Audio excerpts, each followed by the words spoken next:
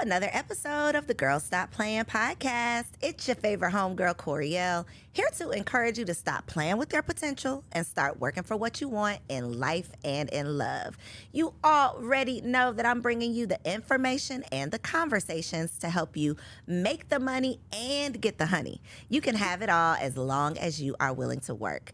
And we have a working woman in the building. Dr. Tiff is in the studio. Are you ready? I am so ready. Thank you for having me. Look, I'm so excited to have you because this conversation is going to be a little spicy, okay, y'all? What I got on my card, we probably ain't even going to get to what I got on my card, okay? Because the conversation that we had before the camera started rolling, I think that this is definitely going to be a conversation that you are going to want to share with a friend. So go ahead and send this video on to one of your girlfriends because this is going to be not just a juicy conversation, but y'all are going to learn a lot. So get your notebooks out and get ready for this girl talk. Okay, so let's just start by allowing the people to put some respect on your name. So we're going to give you a proper introduction. Go ahead and tell the people, what do they need to know about Dr. Tiff? Well, I am Dr. Tiffany Williams, and baby, it has been a journey. But I am a financial strategist. I've been in business for over 15 years. I scale and teach small business owners how to make multiple 6 and 7 figures. I've created over 27 seven-figure earners, allowing them the opportunity to work with me hand in hand to learn diversification, to learn how to have asset protection, and to build not just their personal, but their business for generational wealth. So that is my area of expertise. I love it. So we always talk about, like, we throw out the term generational wealth, but we don't often have the conversation about how to actually make it happen. Absolutely. And a lot of my audience, well, 99.99% of my audience is Black women. And as, you know, women who desire to become wives, who desire to become mothers, having a grasp on, like, what generational wealth looks like and how we can actually attain it, it a lot of times falls back on us because we're managing these households, we're raising these children, we are preparing for the, you know, for the future generations. And so I think that this conversation is going to be good, not just juicy, it's going to be really good because we're going to put some substance to the generational wealth concept of, like, how is it actually possible. But before we get into that, I want to start with, like, the pre-business, because we're going to talk about business, but we got to get in your business too, just a little bit. So before Dr. Tiff, yes, what were you doing?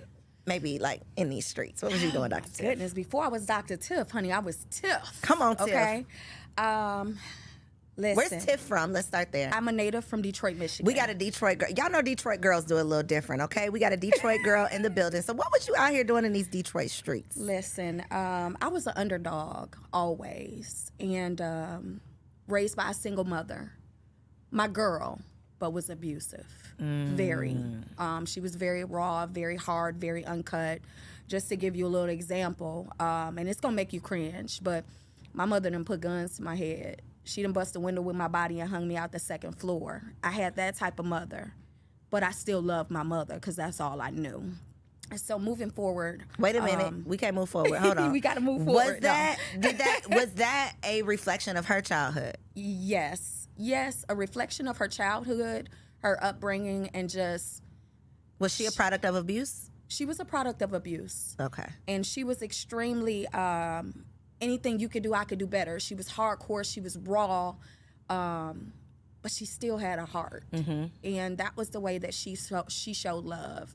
Now, did she miss any of my activities? No. Was she still the neighborhood mom? Yes. Was she going to cuss out everybody's kids? Absolutely. Were they still going to come back and eat with us? Yes. You have siblings? I'm an only child. Wow. Okay. I'm an only child. Okay. So when you are experiencing, I ask because sometimes it's, not even sometimes, I imagine all the time if you're experiencing those traumatic situations, because yes, at this point, like, you are a mature, evolved woman. So you can probably, you know, apply, like, your mature mind to some of the things your mother might have been going through or why some of the things happened the way they did. But in that moment, when you were a child, I can imagine that experiencing those things alone, like not having a sister or a brother to go through those things with, or to say, hey, you know, this hurt me, or, you know, this is how I handle this. What are you going through? Or how did you experience it, or whatever? I can just imagine that it had to be tough going through those things alone. What do you think that experience, how do you think that affected who you grew into? It affected me tremendously. And it wasn't until I was in my late 30s that I really got over it. And You're not in your late 30s right now? I'll be 41. Wow, you're looking good. Thank you, sis. Thank you. Okay. Yeah, so it had a lot of wear and tear on me. I was a product of my environment. I thought that was normality, but it really wasn't. I got to experience love from my friends, parents. I got to experience massive love from my grandmother and my grandfather, and my mother's mom as well. But my grandparents on my dad's side, I was more closer to. He's been on drugs since I was 2, so they took on his responsibility and obligation. So I had a form of balance, but it still was, all I ever wanted from her was to be recognized, loved, and appreciated, and to be shown like she's proud of me. And for many, many years, she didn't do that. Even as an adult, I yearned for it. All the time, like, just be proud of me, you know, in my most vulnerable and deepest and worst situations I've ever been in. She would support, but it would still be the hard love support when I needed nurturing. So it hardened my exterior. It built in me I had something against women. Anybody that reminded me of my mother, I didn't want to connect with them because I knew I could lash out and tell you what I really feel, or punch you in the face because you're not my mom, you know. And even in those times of abuse, it got extensively like high because I would fight back. I remember grabbing her and slamming her. That's where the gun came into play. But it was because I was exhausted from it, you know. But it played a significant part on how I loved my son. I gave him a lot of that because it was something that I was just learned, and I had to realize it was wrong. In my relationships, romantic relationships, I was hard.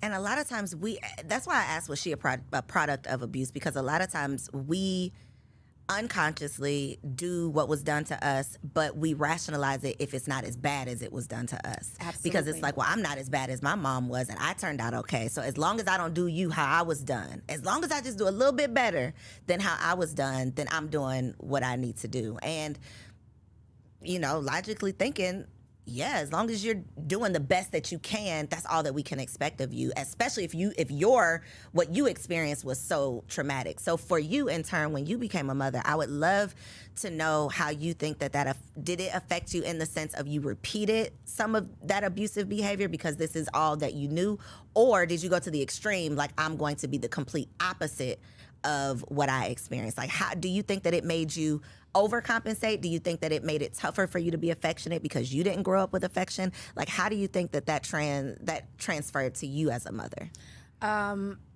It transferred to me, and I gave that same type of love for a very long time. And then even in the midst of that stuff with my mother, I was raped at 16. So with my son, I always said if I had a child, it had to be a boy because I couldn't protect a girl. And I just didn't think I was soft enough to have a daughter. Like, I really never wanted kids, Coriel. And then I decided to have one. It was a boy. And I'm like, I could be rough and tough with him. I can, I don't really have to change much to love on him. But I gave him a lot of what my mother gave me, and it broke him as well. So we had to figure out a way to restore that generational curse because he's hard to love now, and he has some little anger issues towards myself and his dad, right? But if I would have given him the softer love, if I would have nurtured him in a way that wasn't so it's certain love. Things that would have been brought out of him at an ease. Yeah. So I had to learn how to pivot and transition and try to restore what was broken even in him, giving him the same love. It might not be a gun or busting a window with your body, but I might do name calling, or I might tell you stop crying like a wuss, or you a boy, you supposed to be strong, as if they cannot have vulnerability or a voice to speak out without a woman lashing or yelling at them, because it builds a foundation where when he gets a woman, if she yells and lashes, now he's triggered. And I just really wish I could have changed that at the beginning and didn't have to restore it as he gotten older. Hindsight is always 2020. I definitely want you to give yourself some grace, because we're so hard on ourselves as mothers. There is so much that we just have to, like, in a 5-minute span, the things that you think about in terms of what you have to do and what you got to make sure is taken care of, and, you know, thinking about what you need to say and how you need to say it and the impact that it might have and how you want your child to take it. And my son is 2, and I'm still thinking about the things that I say and do and what he sees, how it's going to impact him in the future, how he's going to repeat what he saw, how I am the example of a woman to him. You know, it's so much responsibility. That's why, you know, as women, I think that the bulk of the responsibility does fall back on us when it comes to these children, and that is why we have to do all that we can do to become the best that we can, because their lives are going to be shaped by the life that we're living, you know, and what we give. And so I just say that to say I do think that you have to give yourself grace, because you did the best that you can, you know, the best that you could with what you had. And when you realize your best wasn't good enough, you decided, I'm going to make it better. I'm going to do whatever I can to improve even now, you know, what I'm putting out, because you understand the impact. But it's generational. You know, like you said, it's generational. It's a generational curse. We talk about generational wealth, but in order to build that generational wealth, we have to peel back the layers of these generational curses, because a lot of the things that we're subconsciously doing, it comes from slavery. Like things that happened before we were literally even in this body, before we were having these experiences, before we were, you know, here, we were there. Absolutely. And so many of us have not recovered or even acknowledged what we went through when we were there. And so we don't understand that our natural instinct to spank our kids comes from us being whipped. We don't understand that our natural instinct to curse out our children or to belittle our children came from us not wanting the slave master to see any value in this child, because they ran the risk of them, you know, taking them away from us. If they see that they're worth something, you might want to take my baby. So I got to curse him out in front of you, you know, so that you know that he's worthless. And it's these little subconscious things that we don't address, that we don't acknowledge. And then our kids, who are way more removed from slavery than, you know, our great grandmothers, they're dealing with these same things, not even knowing why. So they grow up and they repeat the same things. And so it's literally just like this revolving door. It's so much responsibility. It's so much work. It is. It's not fun. It ain't sexy. I mean, it's not, but it's necessary. It is. It's so necessary. And these conversations, I think, are healing, because there's somebody who's going to watch this that's going to say, wow, I recognize now that I did XYZ to my child because of what was done to me, and I had never even connected the dots. Right. We're like the evolved generation, right? Yeah. We're going to therapy. Yes. We're gentle parenting. We care about our mental health. Like, we're doing all of this. Our parents weren't there. No. Like, they just weren't. They were not as evolved as we are. And so we have to, I think, give ourselves grace. We got to give them grace. And then we have to see them as just humans. Absolutely. Not our parents who were supposed to be perfect, but just humans who didn't have it all together. Yeah. Because, baby, I got some mommy issues, too, but we're not going to talk about them today. Ooh, Lord. But we talk a lot about, you know, the daddy issues, but these mamas then did a number on us. Yeah, And for we real. don't always acknowledge that, but we need to. Yeah. So I appreciate you for even being, like, vulnerable enough to share that. Thank you. Thank you. Okay, so let's talk about, I want to get into, like, this wealth building. Okay. Because we talk about generational wealth. We get away from the generational curses. We got to go to therapy, y'all. That's going to be the end of that conversation. We need to go to therapy and start talking through some of these things that we've been through with people who are unbiased, who are not going to judge us, who can literally provide us with solutions and tools to be able to take into these experiences. So that's that on that. But when we talk about generational wealth, you got some stuff on this website. I was preparing for this conversation and I'm like, okay, I know we're going to talk about trust. We're going to talk about asset protection, but then it was like hedge fund, all kinds of stuff that, first of all, we might not even know the definition of. Let's just be honest. So let's start with hedge funds. Okay. What does that mean and what do you do? So what I actually am doing is creating hedge funds for companies. So Okay. I've worked with several companies out of Los Angeles where they've hired me to consult to build the hedge fund company out. They're based out of California, but their headquarters is El Salvador, Texas. Okay. I mean, El Salvador, Mexico. Okay. So we've done that because it's major in the crypto space. So there's several different types of hedge funds.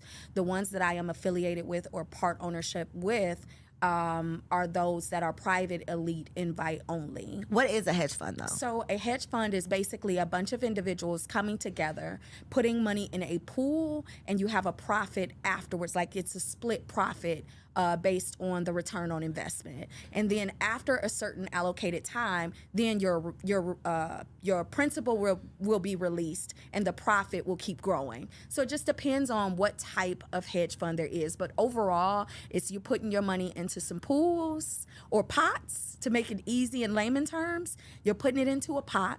You're getting a return on investment, and your principal will be released at a certain allocated time. But this ain't no susu now, is it? No, it ain't not no at all. Okay, I just want to just put that out there because the susu had us in a chokehold a couple years ago. I was really against the susu from the beginning. Me From the too. beginning. For me, and the people don't know where the susu comes from. It comes from the Asian community. Oh, I thought it was African. Actually, the Asian community. Okay. What they do is they find out in their circle of influence, in their Fave 5, what all they need. And what they do is figure out how much they need, how can we get that to them so that they can build generational wealth. And they supply what's needed for their own community, whether it's their siblings or circle of influence or Fave 5. They came together and gave what was needed. As they built and they created income, then they passed it back down to the next individual. They didn't do a 300 for 5,000, okay? It's sad, but our community will find some way to finesse, and it's going to be a lose at the end.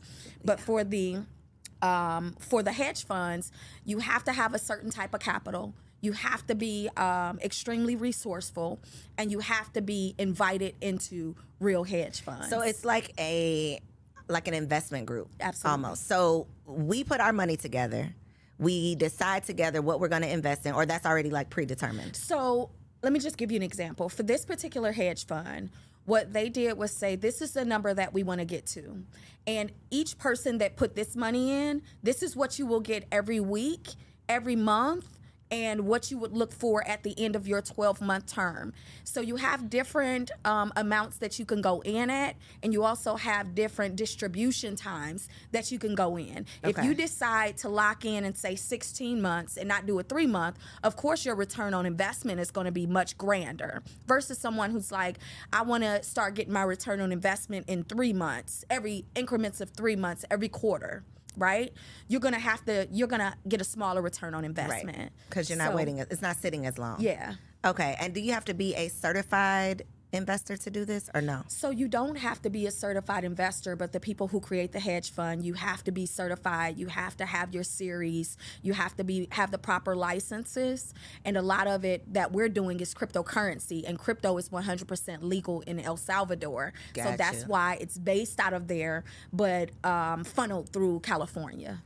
Got you. Yes. So many, I say Black people are late to the party on everything. Like we are late to these conversations, and then by the time we catch up, it's like a foreign language. Absolutely. It's like the money has been made. Yeah. It has happened. The party is over, and then we show up to the door like, but wait a minute, we just not getting the invitation. So how did you end up getting into this space? So, you have to pay to play.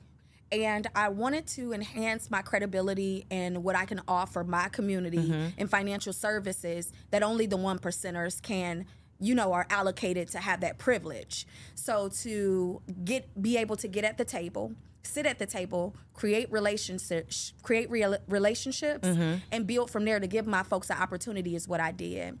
So as a 1%er myself, I have the opportunity to sit with those people who make the decisions and then have the opportunity to bring you in before it's flooded and you can't get in. Gotcha. I had to pay to play. Got you.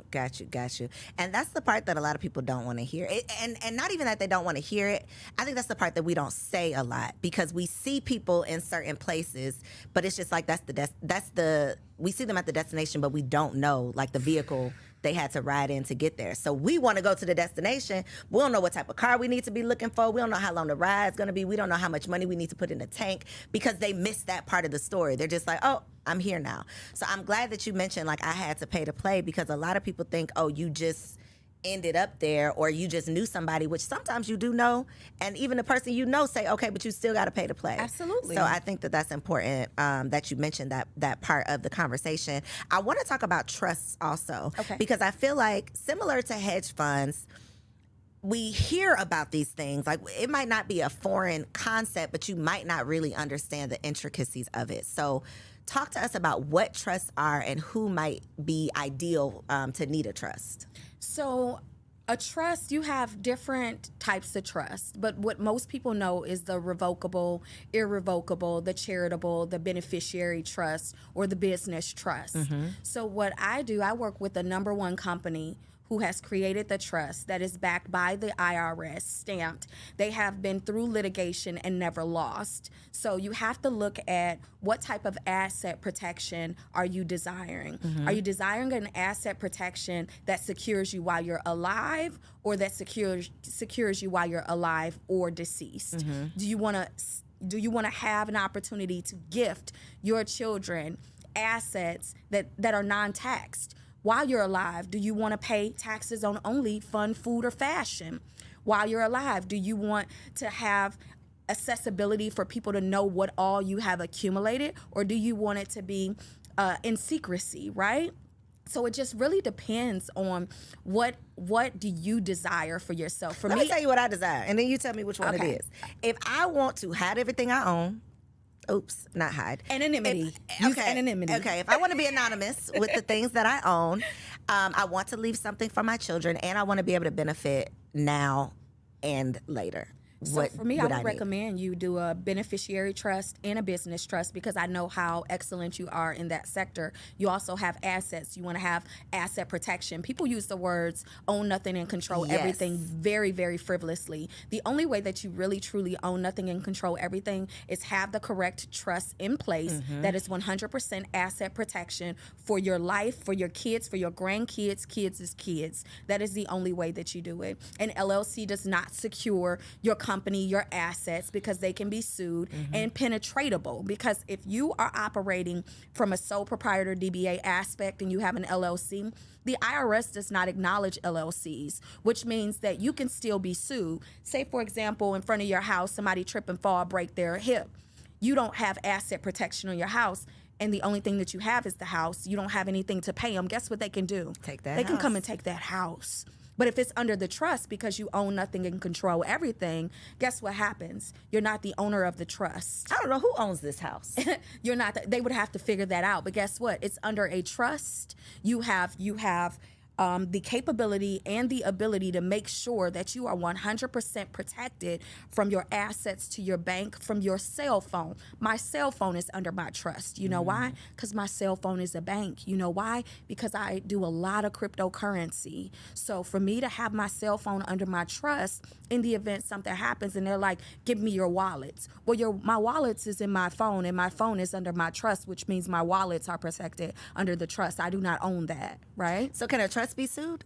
A trust, so they do have litigation, and it can be sued, and people don't live in a trust. People always speak, I own the trust, I have a trust. No, you don't. You live in a trust. So if you are not living in a trust properly, you don't have the proper compliance, you are definitely going to be penetratable. For me, it's all about the anonymity, and that's the secrecy of not owning anything but controlling everything. If you don't have the proper CPA for your trust, who actually knows what you can write off, how you can write it off, what is protected, what you have to show as the protection, what receipts you need compatible for the IRS, they will come and eat you alive. And a lot of people have the trust and they say, oh, I have a trust, but they're not living in it properly and they're not walking in it properly. They don't even have it set up properly for the assets that they have allocated for it. So how much does it cost to set up a trust properly? Okay, so I'm gonna tell you how much it costs to set up a trust for me. Okay. The minimum trust that we have is $25,000. And is that, when you say the minimum trust, do you mean the minimum fee to set up the trust, or assets that go in this trust needs to equal that amount? The minimum fee is $25,000. Okay. And then I do a special with the beneficiary and a business trust. Okay. The information that you give, I'll give you a checklist. I have the number one compliance team for this particular trust. We are the only trust that is a 5-pillar trust that has every intricate detail on the trust sector for asset protection. We have only 14 licensed CPAs to actually excel this trust and be the compliance department for it. There's only 9 of us who are licensed to sell this trust. Not only am I the only Black one, but I'm the second woman. So it's a minimum of $25,000. You have to pay to play. But when I tell you we're going to save you, minimum liability, maximum gain. So in order for that to make sense, in order for me to invest $25,000 to set up this trust, what is a reasonable, like what position do I need to be in for that to make sense for me? Because obviously if I don't own property, or if my business is not profitable, like what's the ideal person that makes sense for? So it wouldn't make a beneficiary trust would make sense for anyone, even if they aren't owning a property yet. Okay. But if they're looking to get one, whenever you get your first property, you need your trust. If you start that business, you need your trust. But I always tell people the quality of life that you desire will come from how you structure it. A life without an agenda has no structure. I saw that on your website. I said, oh, that's good. That is good right there. Yes. Yeah, so you got to prepare for it. And if you're walking in alignment with your purpose, your passion, and even how the direction you desire to go into with your family structure, then the trust is necessary. Because one thing about a trust, you don't have to wait for the courts to say, hey, my children can get this. They're not double taxed. When you have the proper trust, you're only taxed on fun, food, and fashion. You pay yourself a salary through the trust. And everything that is fun, everything that is food, everything that is fashion. But when you have the right compliance, say you bought a yacht, but it was for fun, but you rent it out 6 months out of the year for people to rent as a business, right? So it could pay for itself. That would not be considered fun anymore. That would be business. That's a 100% write-off. Say you purchased a vehicle. Everybody loves the G-Wagons, right? The weight of the G-Wagon allows you to be able to write the entire thing off, right? But now in 2023, they've changed the rules. But what happens when you just stick your magnets back on there? Now the rules are back to your advantage. So you have to have the proper compliance departments to teach you how to actually live in it to benefit. Because if you're making millions and you're only paying taxes on fun, food, or fashion, the $25,000 to $45,000 that you pay for the trust, look at what you're saving annually. Long term. You ever been audited by the IRS? I have not been audited by the IRS, and I have been an accountant for over 12 years with under 1% audit rate. But you've worked with people who have been audited. I have. What makes people get flagged? The IRS, you have to tell a story. And if the story is not 2 + 2 = 4, and it's 2 + 2 = 17, you're going to get audited. Look for you. So even if you think you get away with it for 1 year, 2 years, 3 years, they might come back and say, I need you to give me the receipts for 2020. They already tell you that you have to keep them for 7 to 10 years. If you don't keep them, then guess what you have to do? You have to pay it back. So you have to make sure the story you're sharing is truth. You have the receipts. We are big on receipts, right?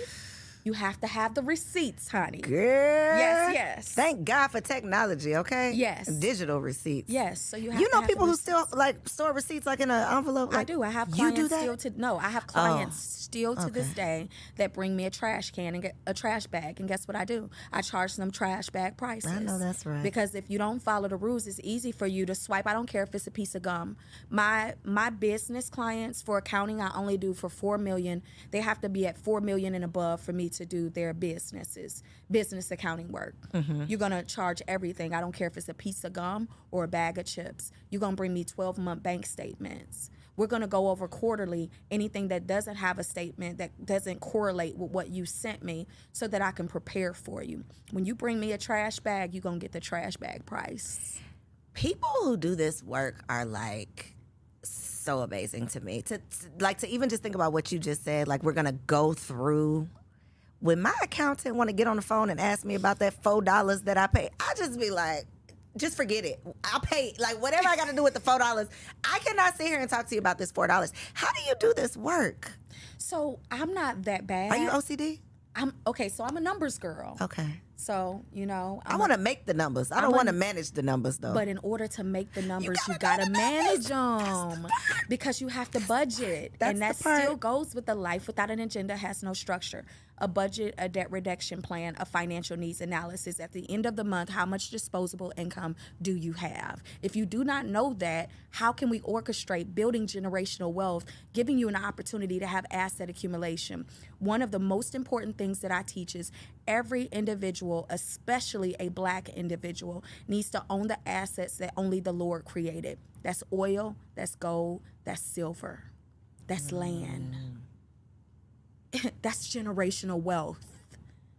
Those are the things that he created that will never be rebuilt, that'll never be taken off of this earth.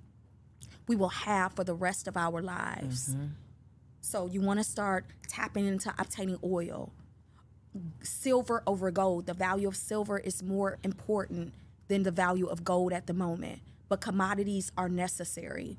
Real estate is necessary. Hard assets are necessary. So if you don't have disposable income, how can you say, hey, Tiff, I'm ready to buy some gold. I need $10,000 worth of silver. Okay, cool. I'm going to send you over the blueprint. Hey, Tiff, every quarter, I want you to just automatically withdraw the money for my gold and silver. Hey, who can you connect me to purchase some land? How can I connect to purchase some oil? But that $4 adds up, because that $4, just go to 5, Starbucks, minimum of $5. That $5 times 30 is a lot. That could go towards your silver.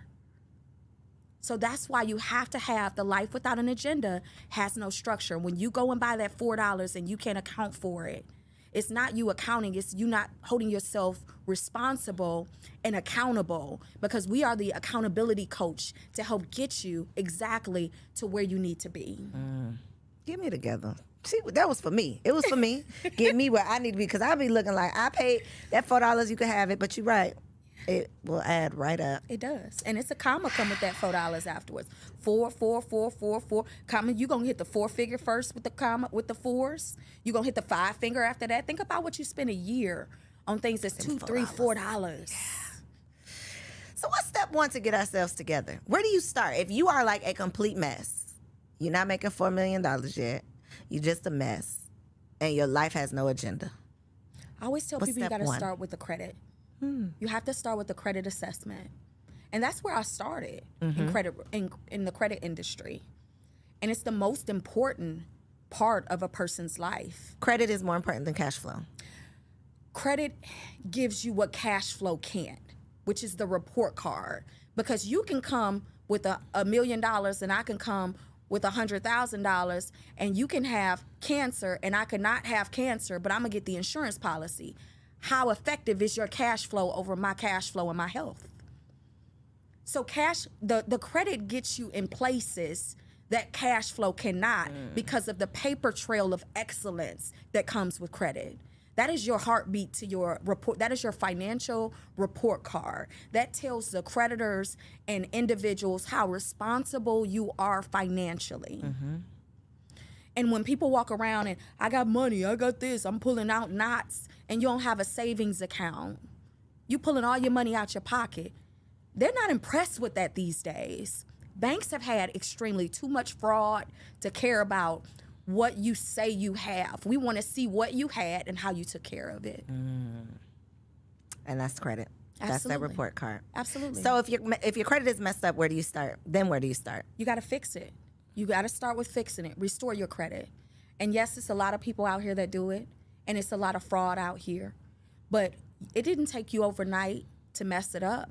You got to find the correct resources, and it's not going to take overnight to fix it. Because what they misconstrue frequently is that I'm about to go and get my credit cleaned up, and I'm about to have a 750 credit score in 35 days because that's what they said. But what about your debt to income ratio? That part. What about your credit limits that you have that are new or old? What about, are you paying the existing accounts that you have?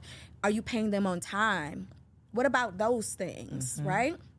You have a soft credit score and a hard credit score. You have people who have nothing on the credit go and get 3 $1,000 credit limits, and they're at a 750. Do you think that 750 is credible? Absolutely not. That's a soft 750. You hold the same weight as somebody with a 600 credit score or 550 because you don't have the history, You just accumulated the accounts. And what is it that's comparable to what it is you're desiring out here in the world to complement your $1,000 bubblegum credit card? Not bubblegum credit card. Have you paid for a car $50,000, $70,000? Do you have a mortgage under 30%? You only owe 30% on it. Do you have credit cards, 30, 50,000, lines of credit, 30, 50,000, that you've paid under 30% utilization? So what makes you think you're credible because you have $1,000 credit cards and a secured credit card for $500, but you want $1 million in credit right now and you have not earned it? So it's not quick. It's not microwave. It's going to take time. Absolutely. And patience. Absolutely. What is your thought on this Fed Now thing? Elaborate. The Fed Now federal cash app, electronic money. I don't know.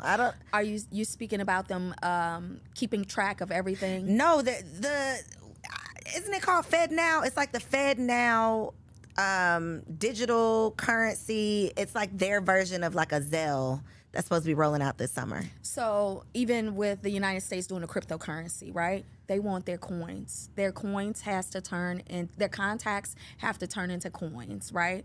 They want their coins. All of this new cryptocurrency for United States, Fed Now, Zelle, they want a piece of the pie, even though they're getting a piece of the pie from the Cash Apps, the Zelles, the Coinbases.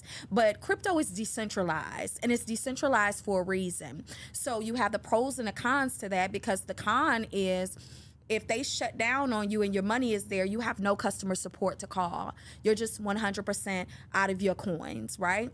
But when you have the United States associated with it, then you have some form of security, like insurance right? behind it, yeah. But if you think about it, how much insurance? Because Coinbase is United States jurisdiction.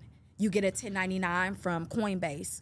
Coinbase just shut my account down a few months ago and told me I can't do a withdrawal or deposit when all the stuff was happening on CNBC with the banks. Luckily, I didn't have anything in it. I had it in my real crypto international banks. But what if I would not have withdrawn my money? I would not be getting anything until they're ready to release it. So you have to look at the statistics. For me, I pay attention. You know how I follow money? I follow money from wars. If it's a war, it's some money.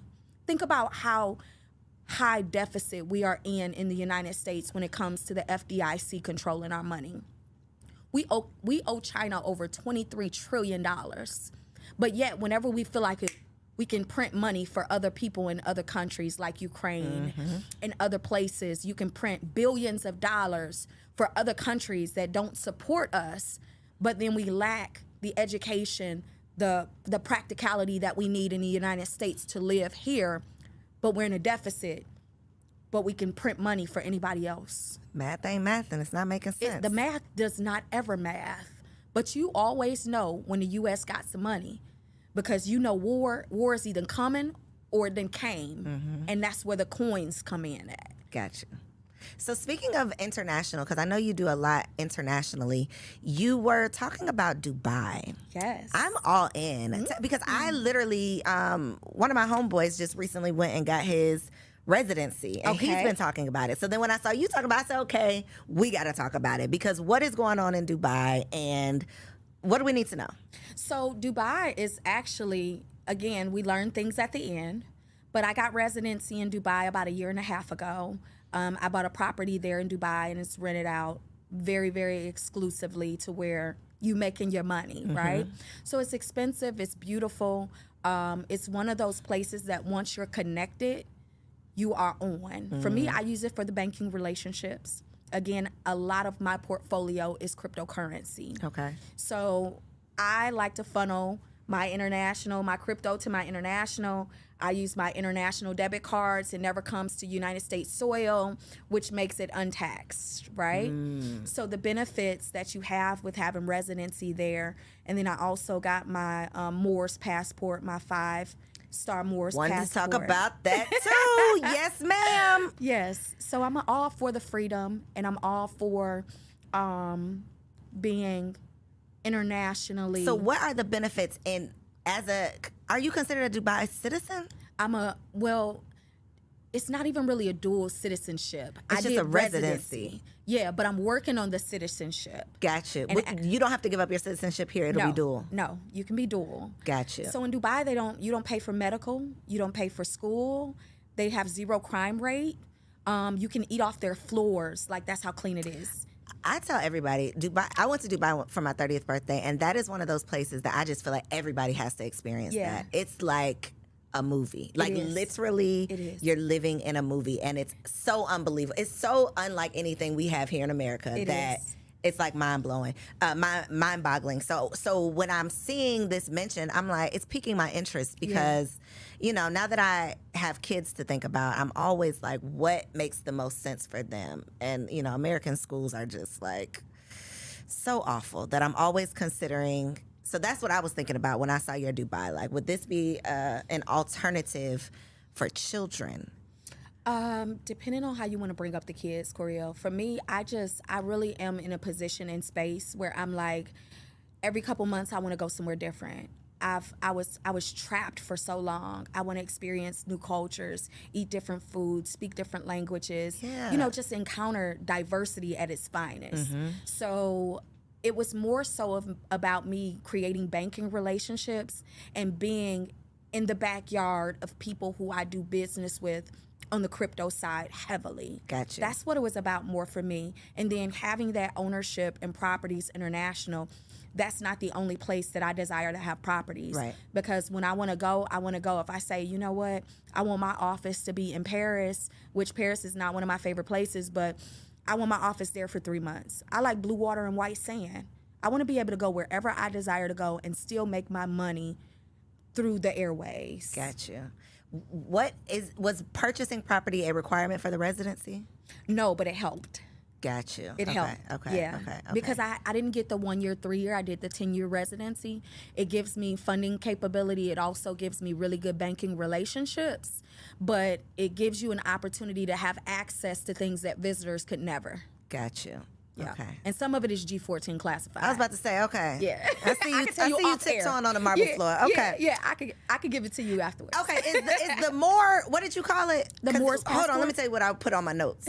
Sovereign citizenship. Yes. That is what I would like to say. Is that G14 classified? But we could talk about it. Okay, let's talk about it. So, because go ahead. yeah, go ahead. Come on, give it to me. So this is one of those kind. Me and my husband, we be all in on this stuff. Okay, we be like, oh, we could do it, but then we ain't do it because we got a little scared. So when we were having our first son, we had the conversation around like, are we gonna get him a birth certificate? Because we were supposed to have a home birth. Didn't work out, but we were supposed to have a home birth. So in our minds, we weren't going to the hospital. So in our minds, we didn't necessarily have to have a birth certificate because we've done all this research around, you know, how you are enslaved once you have a social security card. And how, you know what the internet be saying, what they be saying on YouTube, right? So we were YouTube researching all of the things, and we were trying to figure out how we could have all the rights without being a slave to the system, which in my mind, the only remedy for that, which was this sovereignty. We could not figure it out, but you have. So tell us what we need to do. So I don't have it all figured out. Okay. Because it's one of those things that you are learning as you go, Okay. right? And the education is extremely furthered. A lot of the social media woke people and those who are acting like they're sovereign, they're going to go to jail. Okay, so let's be clear. We want to keep them out. We want to keep your people out of jail. We're not okay? going to jail over here. Okay, tell us the unjail way. Yes. So in order to live in sovereignty, you have to figure out if you're going to go private or public. Okay. And you can do both, right? So for me, I did private in one area, public in another area, because I don't want to owe the IRS anything. I don't want to close my businesses. I still want to keep my social security number.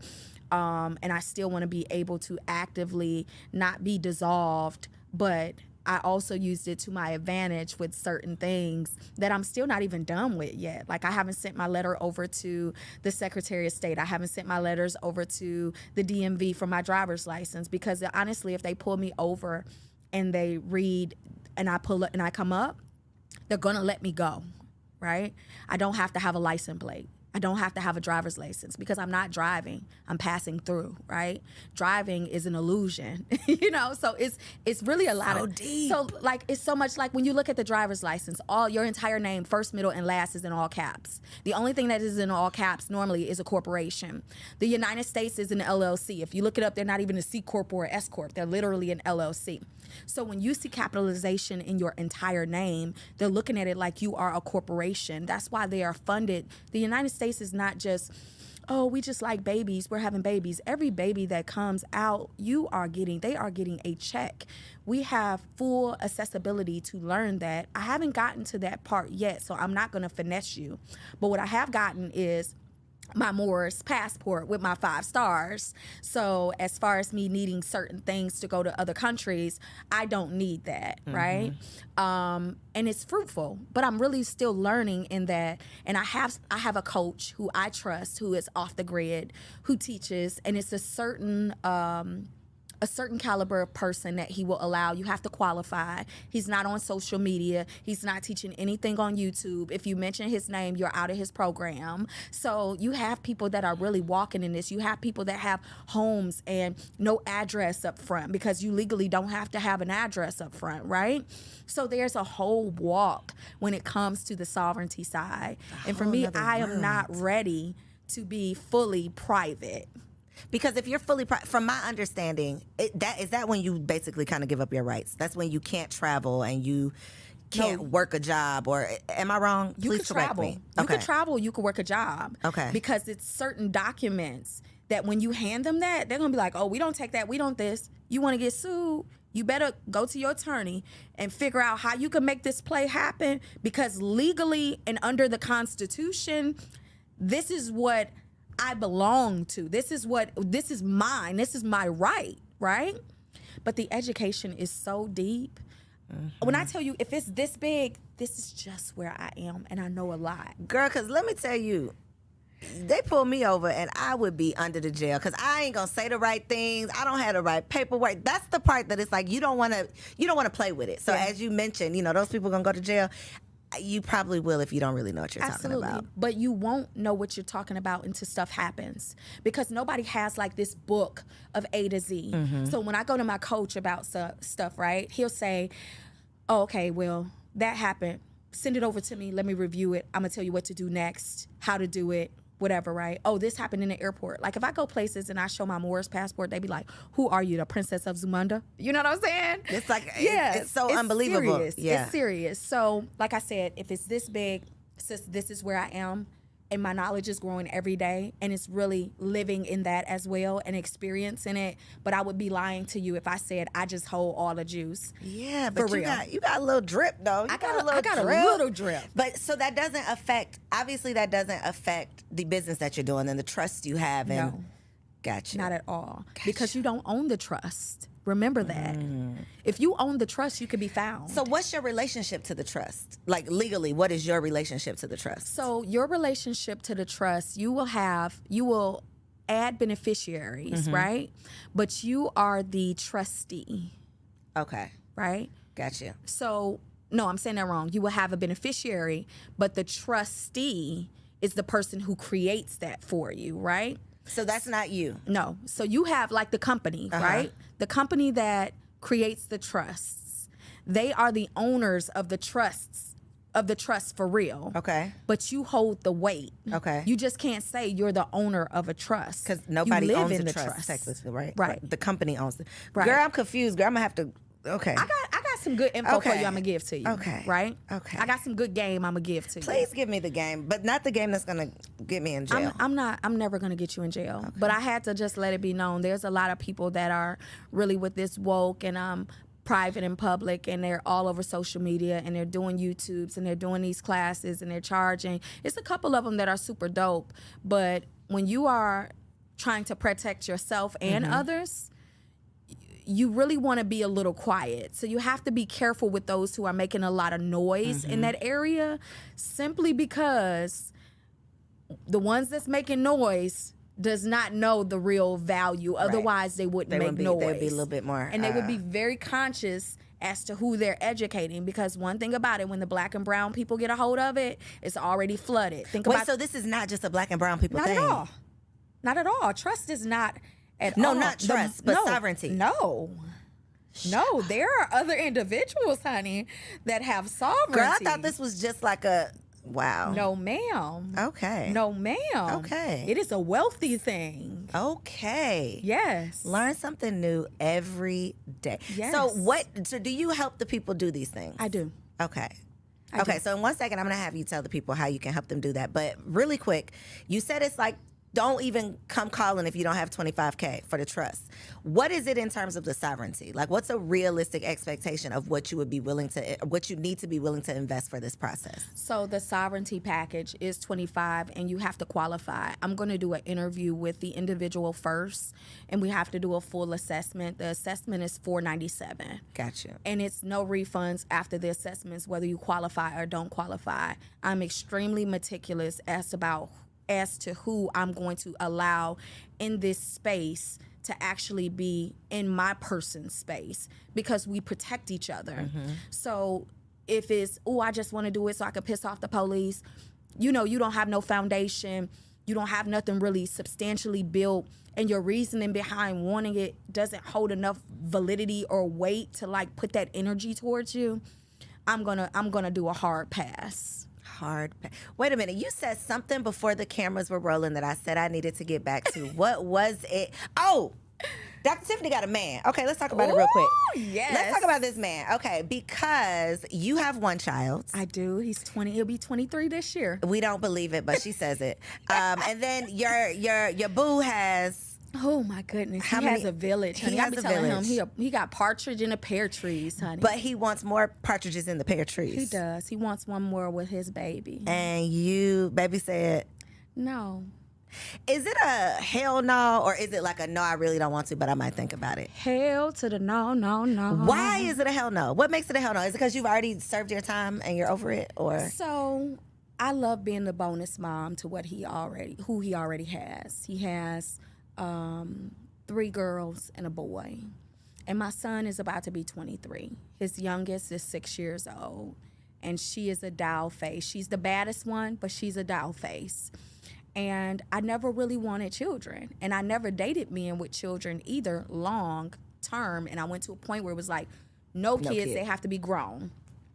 But when we got together, it was like, this is my person. I'll take the kids. Okay, I'll take the kids too, and they're not so bad. So then how you know you're not going to be like, this is my person. I guess I could just have one more. I don't want no more. I don't want, I like the babies, Coriel. I like them from 0 to 6 months. After that, can the Lord raise them up, Lord. Can they just poof and be gone, right? Gotcha. But since I got the bonus ones, you can I'm still experiencing it. Okay. Yeah. But you're having a good experience as a bonus mom. I'm having a great experience as a bonus mom with my guy and the children. And not such a great do they have the same mother? 3 of them have the same mother. The other one is the oldest. Okay. And she's in Jersey. Okay. How is the baby mama life? His ex-wife.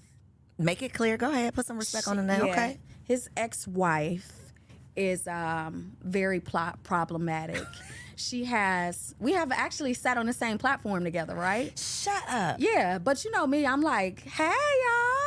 She reached out to hug. I did the little curve. She want to stand next to me to do like the reels, and I'm wondering, she can't stand next to you and do the reels? Like you can, but why? Like we got 20 people right here. You wanted to like compete walk, and my walk, dangerous. So you don't even try to do it. Yeah, but I was really like embracing her. I was really just being authentic and transparent, and I feel like she just did a lot of weird stuff. And your experience with your ex-husband has nothing to do with me. And if it was that bad, the research that you put into trying to figure me out and, see this and see that and calling them with it, I just want you to just get you a life, Enjoy it, because I'm really good to your children. And I'm not problematic about, right? with you. I don't bother you, and I made it clear on a conversation that I'm really not. I'm the worst person to make an enemy with. But you don't. Did Detroit Girl don't come out? Slightly, but it comes out extremely professional, and it also comes out heavy. Girl, you It get them comes out together with heavy. you got a corporate get them together. I got a corporate get them together. You know, she put me in a space where I had to just pull like some records and then just say, "This you. Leave me alone. Don't play with me." Because I already know you, everything about you, everything you have, don't have, everything. Just leave me alone. Did she leave you alone? She been leaving me alone. Okay, she been leaving you alone. Okay. You had to get it together, but now she together. Okay, now she's together. It took that. Okay.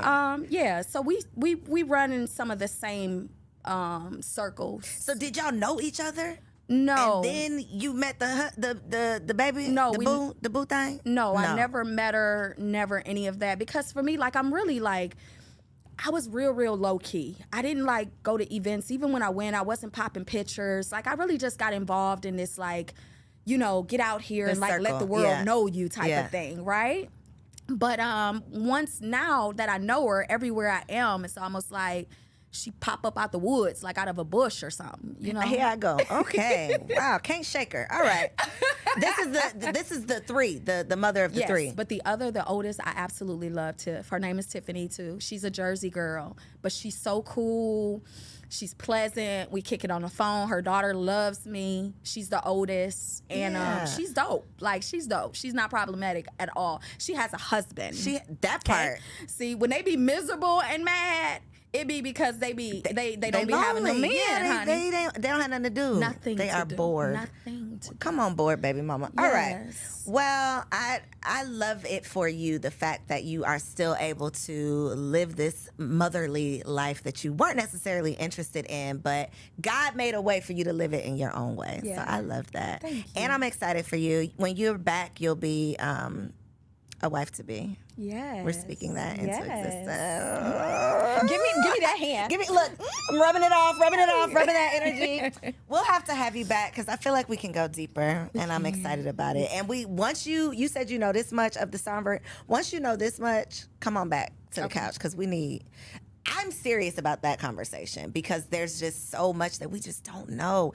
I hate the ignorance that we are the victim of in our community. Because it's one thing if we had all the information, then we just decide we're not going to use it. But we don't even know that this whole other world exists that we don't have access to.